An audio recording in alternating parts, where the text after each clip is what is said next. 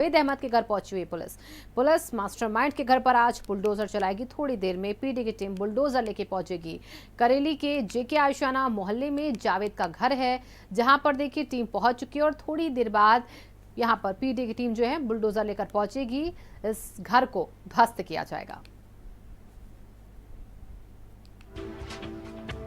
हालांकि पहले देखिए प्रशासन जुमे की नमाज के बाद संगम नगरी प्रयागराज में फैली हिंसा का मास्टरमाइंड जो है वो जावेद उर्फ पंप का ये मकान है। आप देख सकते हैं कि 2 मंजिला ये आलीशान इमारत है, जिसमें से वेलफेयर पार्टी ऑफ इंडिया लिखा हुआ है, इसका बोर्ड लगा हुआ है। इस बोर्ड में आलीशान मकान में वो रहता था। पीडीए ने आज इस पर कार्रवाई किया है। आप देख सकते हैं कि पीडीए ने यहाँ पर एक नोटिस चस्पा कर दिया गया है। जो ये नोटिस उसके जो गेट है उस गेट पर लगाया गया है। संयुक्त सचिव और जोनल अधिकारी ने ये नोटिस जारी किया है।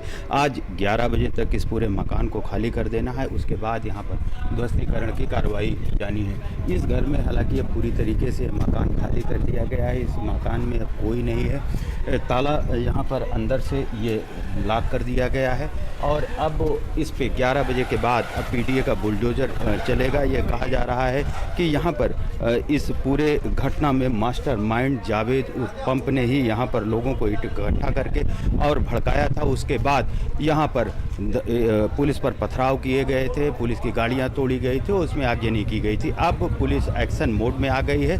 जावेद उर्फ पंप के मकान को आज 11 बजे तक का समय दिया गया है और खाली करने का निर्देश दिया गया है। उसके बाद अब पीडीए का बुलडोजर जावेद उर्फ पंप के घर चलेगा। धीरेन्द्र द्विवेदी, भारत समाचार, प्रयागराज। और धीरेन्द्र हमारे साथ जुड़े हुए हैं ज्यादा जानकारी के साथ इसी खबर पर। धीरेन्द्र, यहाँ पर जो मास्टरमाइंड जावेद मोहम्मद बताया गया है, वहां पर पुलिस प्रशासन पहुंच चुका है। कितनी देर में बुलडोजर की कार्रवाई शुरू हो जाएगी? मकान खाली हुआ वहां पर? देखिए, यहाँ पर भारी पुलिस बल तैनात हो गई है।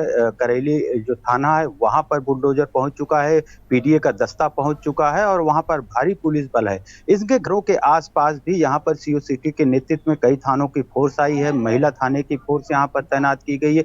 यहाँ पर सुरक्षा का जायजा लिया है। आसपास की जो गलियां हैं उसमें बैरिकेटिंग कर दी जा रही है। माना जा रहा है कि जब यहाँ पर कार्रवाई शुरू हो जाएगी तो किसी के आने जाने की अनुमति नहीं दी जाएगी। तो अभी जो कागजी कोरम है वो करेली थाने में पूर्ण किया जा रहा है। उसके थोड़ी देर बाद, अब से थोड़ी देर बाद ही यहाँ पर पीडीए का दस्ता आएगा और ये जो आलीशान मकान आप देख रहे हैं, 2 मंजिला आलीशान मकान है, इस मकान को ध्वस्तीकरण की कार्रवाई शुरू हो जाएगी। तो ये माना जा रहा है कि अब से थोड़ी देर बाद ही यहाँ पर जो पीडीए की कार्रवाई है वो शुरू हो जाएगी। जो थानों की फोर्सें हैं वो यहाँ पर आ गई हैं और जिस तरीके से यहाँ पर पीडीए ने एक नोटिस चस्पा कर दिया था 11 बजे का समय।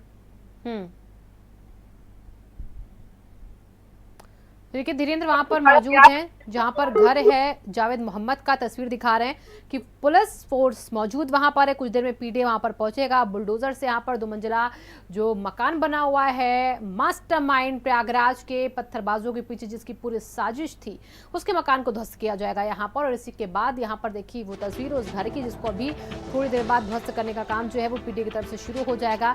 टीम वहां पर मुस्तैद है। कल नोटिस चस्पा कर दिया गया था, 11 बजे तक का वक्त भी दिया गया था कि यहाँ पर इस मकान को जो है वो खाली कर दिया जाए, वरना 11 बजे के बाद यहाँ पर कार्रवाई जो है वो शुरू हो जाएगी। तो सीएम के सख्त निर्देश और उसके बाद लगातार पुलिस प्रशासन जो है वो सख्ती बरत रहा है यहाँ पर और उन लोगों को चिन्हित करके जो पत्थरबाजों में शामिल थे, उनकी अवैध संपत्तियों को चिन्हित करके उनके खिलाफ एक्शन लेते हुए बुलडोजर की कार्रवाई यहाँ पर हो रही है। यानी कि पत्थरबाजों पर अब होगी बुलडोजर की कार्रवाई। तो साफ स्पष्ट हो चुका है तस्वीरों से, कानपुर में बुलडोजर गर्जा, अलग अलग जगहों पर कार्रवाई हो रही है। अवैध संपत्तियों को चिन्हित किया जा रहा है। जगह जगह जिले जहां पर हंगामा हुआ है। उत्तर प्रदेश के 9 जिलों में लगातार जो है वो नारेबाजी की तस्वीरें 10 जून को सामने आई थी। कई जगह पत्थरबाजियां हुई और उसके बाद अब प्रयागराज, जहां पर सबसे ज्यादा पत्थरबाजियां आगजनी हुई है, नारेबाजी हुई है, वहां पर एक्शन जो है वो शुरू हो रहा है। यहाँ पर 91 लोग जो हैं वो अभी तक गिरफ्तार किए जा चुके हैं प्रयागराज में पत्थरबाजी के आरोप में। और धीरेन्द्र हमारे साथ लगातार जुड़े हुए हैं ज्यादा जानकारी के साथ। धीरेन्द्र, मैं आपके पास एक बार फिर से आ रही हूँ। हालांकि देखिए नोटिस चस्पा हुआ था, नोटिस चस्पा होने के बाद जो परिवार के सदस्य हैं, क्या वो वहां से अब शिफ्ट हो चुके हैं, मतलब खाली कर चुके हैं मकान? क्योंकि कुछ देर बाद सब कुछ ध्वस्त होना शुरू हो जाएगा यहाँ। देखिए, अगर परिवारजनों की बात किया जाए तो परिवारीजन यहाँ पर कोई दिख नहीं रहा है, लेकिन अंदर से ताला बंद है। इसका अनुमान लगाया जा सकता है कि कोई एक आध सदस्य घर के अंदर जरूर होगा।